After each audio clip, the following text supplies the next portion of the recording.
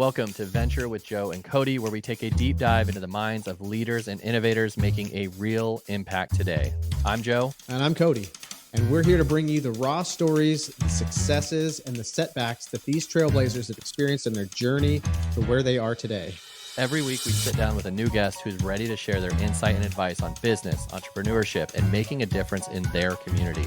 From local community members to industry experts, you're going to get the unfiltered truth behind their success. So whether you're an aspiring entrepreneur, a seasoned professional, or just curious about the business world, join us for a journey of learning and inspiration. So let's grab a drink, settle in, and let's get started. This is Venture with Joe and Cody.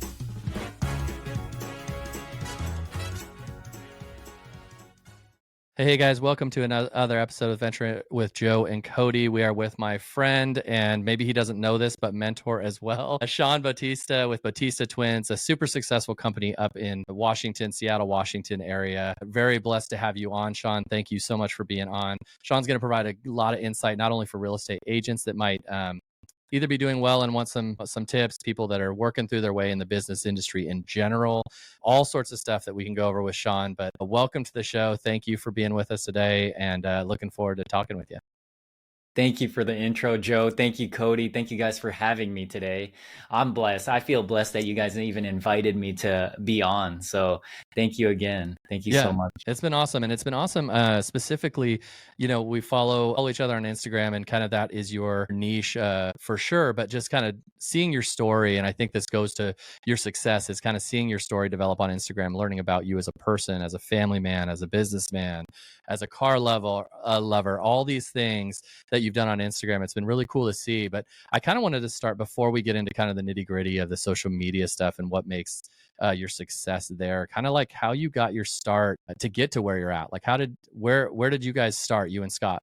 Yeah, it's a funny story. Scott and I took the real estate course, the 90 required clock hours here in Seattle. We did it at the same time. This was like around 2005, end of 2005, going into 2006. I was in the car business. I decided to sell cars. And once I started selling cars, I saw the money come really fast that I finished the course, didn't even get my license. And Scott just went in 2006 by himself, and he did his thing, sold a few homes.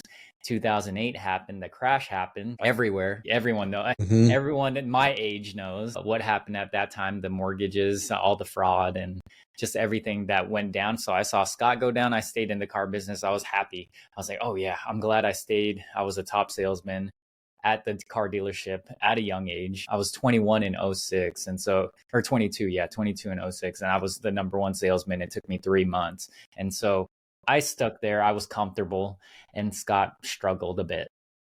And so fast forward, I got into management in the car business, and just knowing that I would be working there bell to bell is pretty much what happens.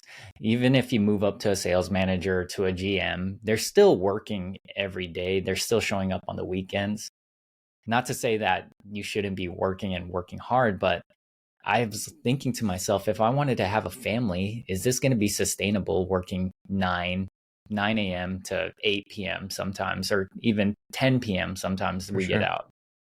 And so I decided that I was unhappy. Well, I just was unhappy. I didn't decide. I was just unhappy. And Scott saw me, and he's like, dude, you're unhappy. You hate the politics of the car business. You hate everything that you're doing. Why don't you just take your courses again and do it again and join me? This was in 2016, fast forwarding to 10 years later. So I was in the car business 15 years, and I was sitting comfortably. I was making like easy 6 figures, easy, without even thinking, because clients come to you there at the BMW dealership, and I didn't have to chase anything, but I was so comfortable and so scared. I took the class, and just because I was just so unhappy, and I finally took my 90 hours, passed the test, my first try. And then I said, okay, Scott, let's do this together. We can brand ourselves as the Twins. Nobody was using Instagram. Nobody was really on it. Nobody was really utilizing this. And so Scott's the one who pushed me to get in the business with him and start this brand together. That's cool. And what made you guys go the real estate route? Because you obviously said you went, car dealers. Yeah.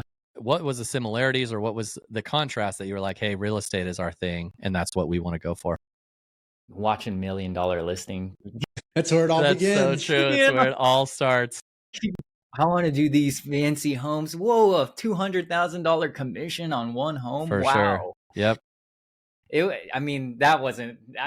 kind of played a part. It inspired us. Yeah. But our cousin is the one who got Scott into real estate. And then I saw Scott. He finally, from that 2010 to 2016 part where he saw me working a ton of hours, and then I saw his business started to flourish, and he sold, I think, like 28 homes in 1 month that were like, wow, all to one buyer. Wow. Yeah.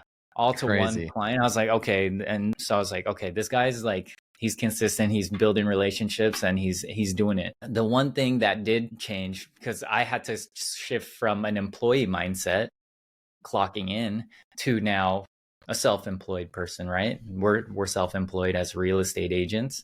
And so I had to make that shift we got into a little fight about this because I was like, man, I'm going to go to Redfin, Scott. I'm going to go there first and learn it all. And he like swore at me up and down. He's like, dude, if you do that, I'm going to beat you up. Dude, you're so dumb. What are you doing? And I was just so scared. You could tell, like, I was so like coming from a easy cush job, pretty much, that guaranteed a check with benefits, that I was like, where am I going to get my money? I'm so scared. And I'm like, and where was he? He was at 100% brokerage. He started off with a big name brokerage, Windermere, shuffled to 100% brokerage with one of his friends. And then I joined him. And then that Redfin thing didn't end up happening. So yeah. Thankfully. Probably a good thing, right? It is a good thing. But the thing that you said, what got us here, what got me here, was a mindset shift. Like, I had to change the way I thought and change the way I viewed things. I used to have a lack mindset and also focus on the lack of things that I didn't have. So I shifted to an abundance mindset and just all the blessings that I already had that I didn't even focus on. And so I believe what you focus on expands. And I started having a gratitude, abundance mindset, and just things started operating differently for me in my life and the opportunities that came along. I agree with you 100% on that. However, I'm going to push back for play devil's advocate side of, when I was new, I would watch people like you and Mike Sherrard and all these guys that were there, to me as a new person, or to an agent as a new person, that says, hey, it's great for you to say, because you're here. Like, how am I as the newbie supposed to think this way? And I'm not saying this as being argumentative with you, but I think people do see that. I ask you this question because of the fact that you did not just come from, nothing was handed to you. And so having this mindset, a lot of people come into this field is particularly and say, oh yeah, all these successful people can always say that they, come from this abundance mindset, and I'm struggling to get a sale this month. So good for them. But you've experienced that lack of abundance. I did experience it. I was $100,000 in debt. And so I was like, something has to change inside of me. And Scott was like sending me some books, sent me a podcast actually, where like things that helped me build my confidence wasn't just, shifting it. I had to reprogram my subconscious mind. And it's the power of your subconscious mind. Actually, I have the book right here. It's on my desk.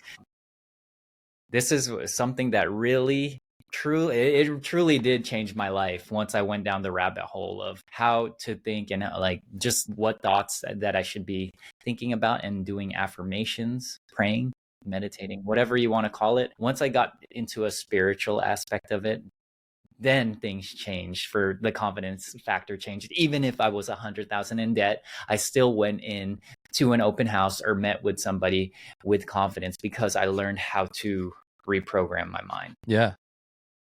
No, that's great. Wow. Yeah. Go ahead, Cody. Sorry. I'm kind of curious. I'm jumping back a few minutes. So when you were in the car business and everything was going well, but you were feeling, just working crazy hours at that time, did you have a family? Were you single? Like, I was single. Okay. I was single at the time, but I knew I wanted a family. Yeah. Yeah. Yeah. How is the car industry? Like you said, you walked in like, doing pretty well. And is that because it was a luxury dealer, or is it easy? How easy or hard is it to sell Honestly, it's a grind, dude. Being in the car business, people you have to get them to like you immediately. So you have to have that first impression right away. Make sure that they see you in the first 5 seconds, handshake, start building rapport immediately and get somebody to like you, because the transaction happens so fast. It's not like real estate where people can take 3 months to close from the beginning, the start process to the end.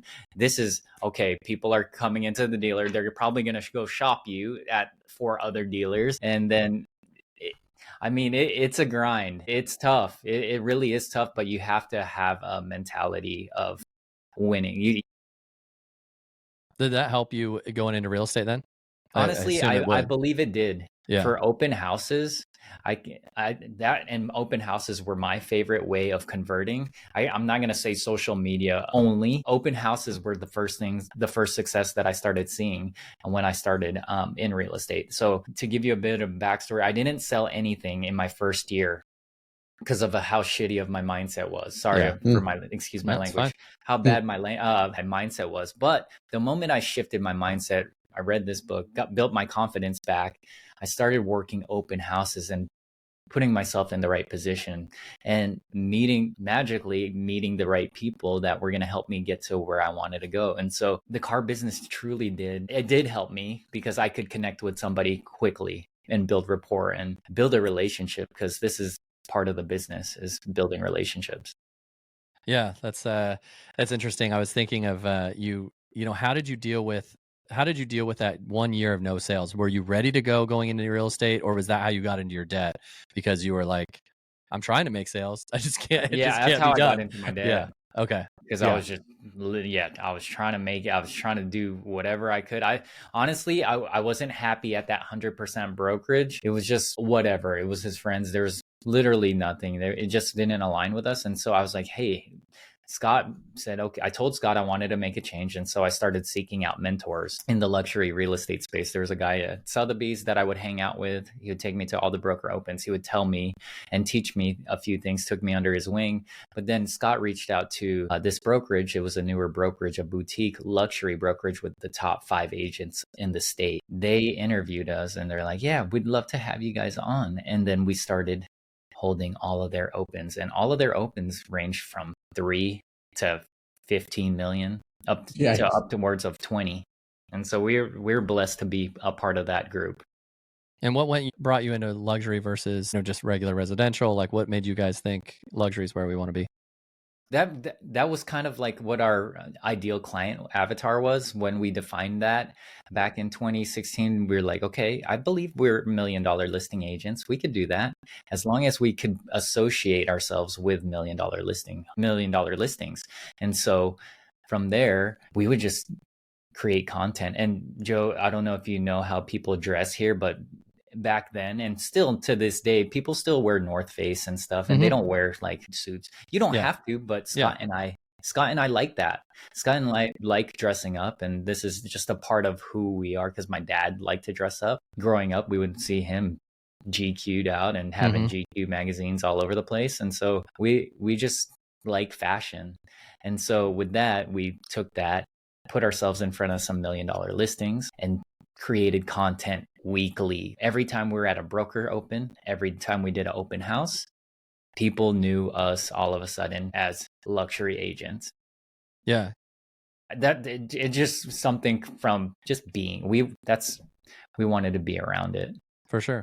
Yeah, you guys have really built a brand around that. It feels like is that accurate to say that you do stand out because you are well dressed all the time, and up in our area in the Northwest, that is not common. It's not common by most agents. So and most people in general, but most agents particularly. So it's kind of cool that you guys like naturally built that brand. And I've told people, and maybe you say the same thing, is you have to have your brand go with what you are, because if you try to fake what you're doing, or you try to, like, if I was to dress like you guys, everyone would know I'm out of place, but you have to find that, role, because you can't create a business on something fake. And you guys haven't done that. But I tell people a lot that like, they'll look to people like you and say, oh, that's my thing. It's like, is it really? Like, it looks cool, it looks cool on the surface, but can you live that life? Like, is that you? So, it's kind of cool how you. Yeah, is it authentic to who you are, right? For sure. Yeah. For sure. Oh, yeah. And so you got into this social media way before, it seems like way before people, especially Way, agents, thought that that was going to be a thing that's going to be successful. So way. how did you do it? Like, what made you guys think like we could do this and be successful in real estate? You know, knowing that how crazy of a reach it could get to, we knew the moment Scott was saying, "Hey, I got somebody reaching out to me," even on Facebook. He was like, "Hey, somebody reached out to me just to list their home because they saw me building what I'm posting, not only just sold, but who we are as people." And so when you post about who you are as a person, that you're basically building rapport naturally without having to go and talk to a person one on one. You're building rapport to a huge audience. And it's going to connect with people or it's not. So there will be some people that connect with what you post, and then they'll start reaching out to you and trusting you. Yeah, for sure. We had that's the reason I got into it, was basically out of necessity when I started, is like the reach for the cheapest amount. And the reason I got it was I looked at Mike Sherrard's YouTube stuff, and he was saying you can send postcards to 300 people, 400 people, 500 people in your neighborhood. That's great.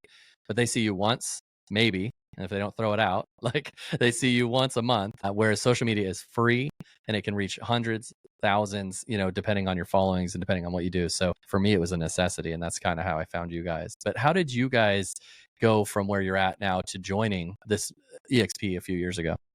Yeah, so what happened was we would get poached by EXP agents all the time, from Typical. probably Yeah. 2017, 2018, 2019, 2020. We're like, no, no, no, no, no, till Mike Sherrard. I mean, we connected. I was friends with him actually before EXP, before all of this. We were following each other, talking about going to Brazil and doing all this stuff, just connecting and building relationships. We were friends before EXP, and so we would DM each other. But Scott's like, dude. And we both had a mindset, or like, okay, we built this team. We're here at Compass. So we were at a powerhouse Compass tech brand and this and that. And we built a 20-person team there. And it was locally. We didn't get, I mean, for other agents that didn't join our team, even though we built it to 20, we've probably referred them well over 50 easily, agents from our brand that we built online. And so with that being said, we're like, okay, they're not giving us anything back. They gave us a box of chocolates for being hitting 1 million GCI as producers, and you get a box of chocolates. We started diving in deep into the numbers with Mike. He's like, hey, just so you know, that 87,000 could be like close to 400 for the both of you. I'm sorry, that $16,000 cap at EXP will be paid back to you. And that like literally opened our eyes, and we're like, okay, why not join a brokerage where it's free? And then we could collaborate with people and help other people, help other agents. It's a borderless brokerage and reach pretty much everyone in 26 different countries. Right? Yeah. I was talking to Cody a little bit about, before we went on, about the opportunities that arise with that. And it's just crazy that, the opportunities that they give you with that. So that's why I joined Mike Sherrard. You're an icon. I am. Yeah, you're an icon. I think I am. Right. Like, I don't know. You're a top producer. And I don't keep track of that stuff. And I don't mean to sound like I don't care, because I do care. But I think, like, for me, it's just keep my head down. And I never wanted to join a brokerage just because I didn't care about recruiting. I didn't care about anything. And so EXP, I got asked all the time, come to EXP. And it has that negative reputation because of that. But I think what I found with Mike Sherrard and you guys was, like, you provided value, like true value that's easy to market, because it's like, it's easy to see the success and easy to see what you provide. And so, yeah, that's why I joined. It wasn't because of any sales pitch type of thing. It was like, it makes logical sense. It made sense just being a part of the community, and all, like you said, all the value that the Wolfpack provides here. Yeah, it's unmatched. So I truly do love the community that they've built. Yeah. So go ahead, Cody. Oh, sorry. I was just going to say, I got to imagine that it's probably increased over the last handful of years too, because pre-COVID, it seemed like there were still a lot of real estate agents going into the office, and the office community was big. And then, everybody stays home for 6 months, year, and then it starts to turn to work from home. And so having that community through EXP, I would imagine, has only grew, because I know at least here locally, I'm in Vancouver, and a lot of real estate agent offices are pretty empty. You get some new people in there, or maybe somebody going in to print something, but overall, it's kind of disconnected. So being able to have that community and not feel like it's, in order for me to have it, I have to go to the company meeting or be in the office all day. It seems like they were kind of forward thinking, even though maybe obviously not knowing what was going to happen. Because I remember when EXP, at least here, came out, or started to become more popular. It was like, oh, whoa, this is cool. It's kind of like got a virtual, like you got your own little avatar, and you can wander through this little world, and it seems so different and unique. And now it seems like it's really taken off. Oh yeah, you honestly hit it spot on when you actually said about visiting offices and it was pretty empty. Even like the brick and mortars that you were visiting, you would just see some new agents there. But all the top producers I know were always out in the field. Mm-hmm. They're always out in the field. They're holding their broker opens. They're doing everything to get in front of their clients. But hardly ever did I see them at the office. Yeah, and I do think it's a unique agency in the sense that if you do kind of need, I always say if you need your handheld, they're probably not the best. EXP is not the best if you really need your handheld to kind of get to do the production. And maybe I'm wrong on that. Maybe there are people that can get by with EXP. I was more of an independent learner. I just needed the resources. Show me the resources and I'll dive after them, and that's where EXP and that's where you guys came in. Is I was on social media, not doing well at it, and was like, I need some resources to help me step my game up. And that's kind of where you guys came in. So it's been good for that. So what do you say to agents that are coming into the world and or struggling in this world because the rates went up? COVID was great. Anybody could put a sign in the yard and sell a house during COVID because the rates were so good. But it's now requiring, and we're seeing agents drop off the face of the earth because the rates are hard and they didn't treat it like a business. What are you saying to agents, or what advice do you have for agents that are either struggling or wanting to get into this field and not knowing where to start? Yeah, first and foremost, number one is find a group, find a mentor that will take you along and teach you the ropes that are doing the things that you want to do. So with what you said is that you wanted to level up your social media game. What did you have to do? You wanted to play ball with the guys doing it already, right? Mm-hmm. Just like if I wanted to go play golf and be one of the best, I'd probably go see Tiger Woods and hang out with him and want to swing clubs with him every single day. What would happen? We naturally will level up. And so first and foremost is find that mentor, find a group, find a community that will help lift you up. Number two, I think it starts with goals and clarity and the mindset, a foundation. You have to have a foundation within you. And just like a home, let's take a home, for instance, take a house, you're building a house. Does the cabinets, does the kitchen countertops matter? Does the color of the paint matter? Does the flooring matter? If you don't have a foundation, none of it's going to matter. So I believe that the number one thing you have to have is, number one, a foundation in yourself of why you want to do this and why you want to succeed, and know your goals, the clarity, know where you want to go.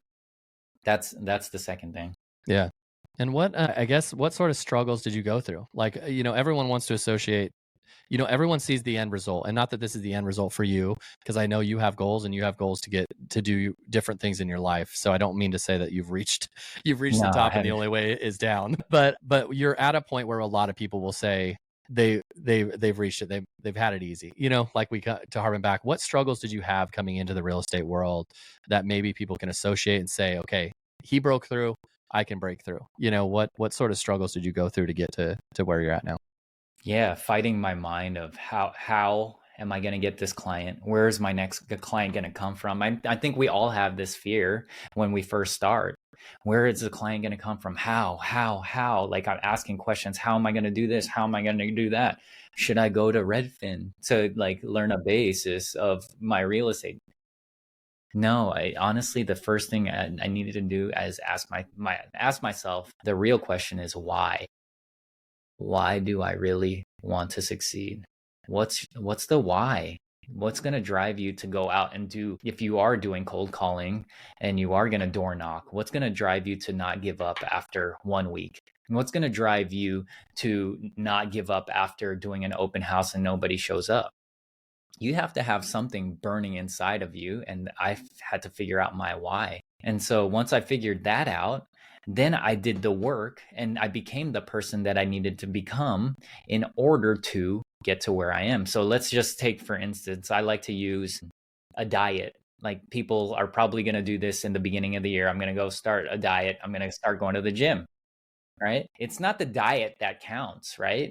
It's the person that you have to become that actually counts, because changing what you eat, you could change what you eat, you could change how you exercise, but if you go back to eating cookies and junk food, then what does it matter what diet it is if you're not that person to be on that diet? So with that being said, I like to use that be that person first. So become that person you want to be, that you want to become now, and start acting like how that top producer would act.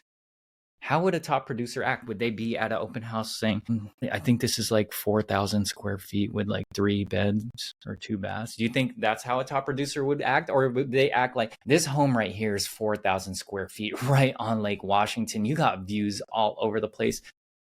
You won't miss it. You could tell the difference between somebody that is confident and someone that isn't. And people like to work with people that have confidence. So where I'm going with this is you got to become that person now. You can't wait.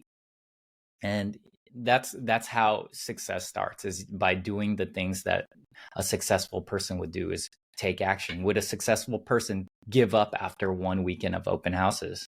No, I did it for a year straight, not even stopping, and also creating content for a year straight, nonstop. And what happened? We saw some results. We all started to suddenly see results. I even posted a really ridiculous Facebook status update with only text and saying, congratulations to our sellers. $100,000 over asking. What an incredible sale. Thank you for trusting us. From that little status update, and I still have a photo of that status update, I had a DM from that. The lady says, hey, Sean, you got your client 100,000 over asking. Do you think you could come over and take a look at my house? Because I'm looking to list it. And so with the story about this is that 100,000 over asking was a little too, it was cheap. But all I said was 100,000 over asking, with like, congrats to my sellers or whatever. For sure. And then that listing ended up being my first $1.2 million listing back in 2017, which then was a pretty high price point. Yeah. Now it's like the average price in Seattle, right? Yeah, that's like nothing. Like that's that, like if you do that, it's like what? Like you're getting a 1 bedroom, 1 bath, or for sure. Yeah. No, it's that's cool to know. And I think the real estate game is a very long-term game. And I think getting that mindset right in the very beginning, but also riding it out too, because I think that nothing Cody and I have talked about this before, is nothing you do today is going to affect you today. Like I could go laze around on the couch and do nothing today, and I won't see anything good. I won't see anything bad either. Whereas if you ran a brick and mortar, you don't go to the store and sell, then you see that right away.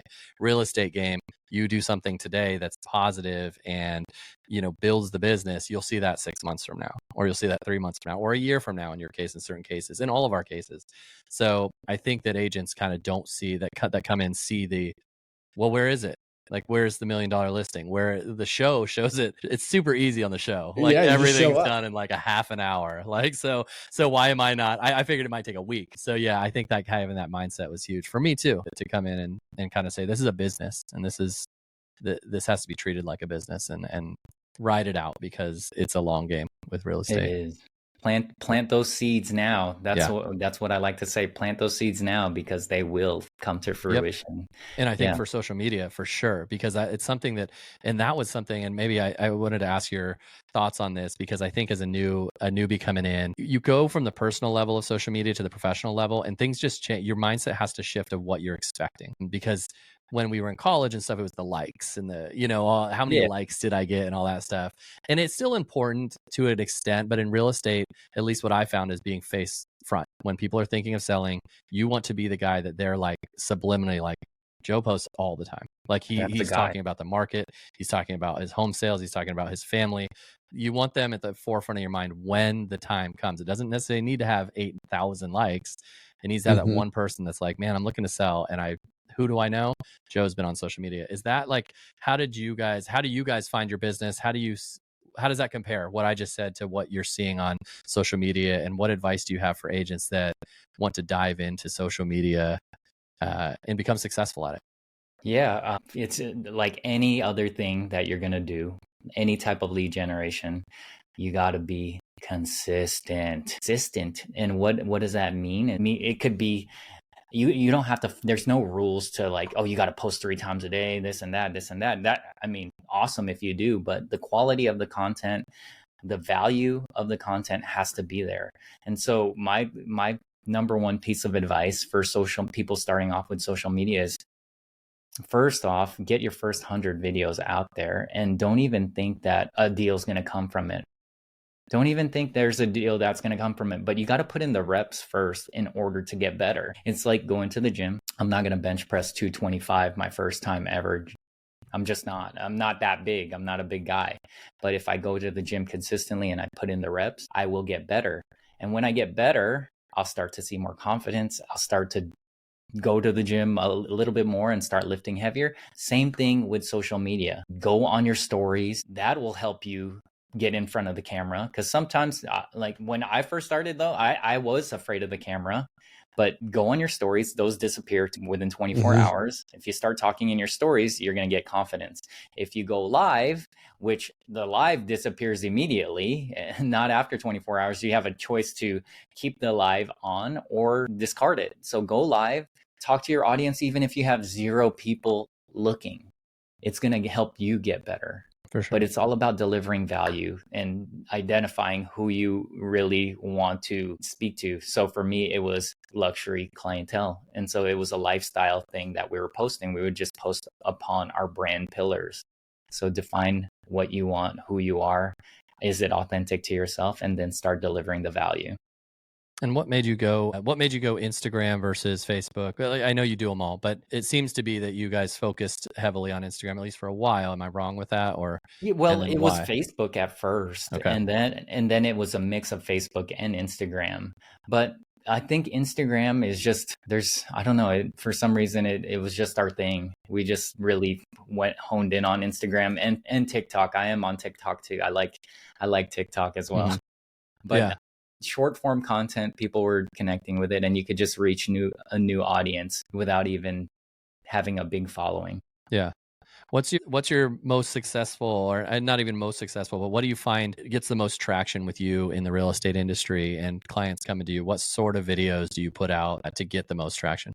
Yeah, to get listings or to get buyers, the most traction that I get is from house tours.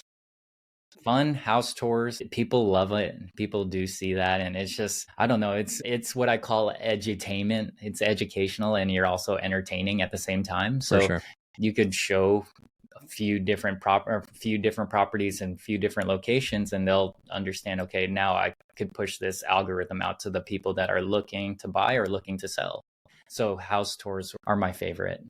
Yeah. It's, well, who doesn't like that? Yeah. Whether you're in the market to buy or sell, it's like, you see, especially on the luxury side of it, you're looking just to see the finishes, and oh man, that's nice. Like just the average person for sure loves to follow that. Yeah. It's like no one cares about real estate when they don't care about like if they're not looking to buy or sell, no one cares about my talking head stuff like necessarily, but everyone wants to see a house. Like everyone wants to see in their neighborhood, especially. They're like, okay, I wanted to go to this open house, but I didn't make it, those sort of things. So, Joe, you think nobody cares, but I bet they do. I bet they do truly care when they see you talking.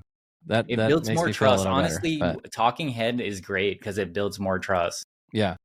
Well, I think I've started, again, the long game. I think I've started to see success from it. Maybe I just self-deprecating jokes about like how no one watches, but I do try to put out content that people, even if they aren't, looking necessarily now, that it might be beneficial, so I try to particularly look at that stuff, and now trying to put out stuff for agents for the same thing. Cause I do think like this real estate world is notorious for letting you get your license and then saying, go ahead, do whatever you want. And I think that a lot of people get lost, and I was lucky enough and blessed enough to not get lost, but there's a lot of people out there that don't know what to do after they get it. So I'm starting to kind of cater that to people to kind of give them advice too. So there you go. Yeah. You know, Joe, this would not be happening if you weren't on social media. Yeah. Because if you think about it, so John, Joe and I, we went to high school together, but we were like 3 grades apart. So we knew each other, families knew each other, but we had kind of reconnected years later from social media. And then we kind of just went into it, and he had inspired me because he was really consistent with social media. I wanted to be that, but I just wasn't. Like, I'd post a picture of my kid every 6 months or something random. But it was like inspiring. So I'm like, dude, how do you do this? Every time I get on, there's a new piece of content from you. And we kind of just started going back and forth, and then it's just kind of gone from there. So I think you got to give yourself a little bit of credit, Joe. Dude. Yeah, I was going to close out the podcast. However, if you guys are going to keep hyping me up, I might just keep this going. Like, if keep you guys it rolling. Hey, man. I'll put myself on mute and just let you guys go at it. But no, man, I don't want to take any more of your time. I thank you so much for being on here. If anyone's up in the Seattle metro, kind of tell us about where you guys work, what areas you work, and kind of how they can reach you in the event that they need to get a hold of you. So, people could find us where we service pretty much all of King County, but we do have coverage everywhere. So we do have coverage in Snohomish County, Pierce County. We're all over Western Washington, north and south. And then we're also in Eastern Washington, Walla Walla, Tri-Cities, Spokane. We're all over the place. So if people want to invest or looking to buy and sell, just contact me. You can reach me on Instagram, DM me. I read my DMs. Nice. You don't have an assistant yet to read them and answer. I do, but I do have one that actually I do, but I do.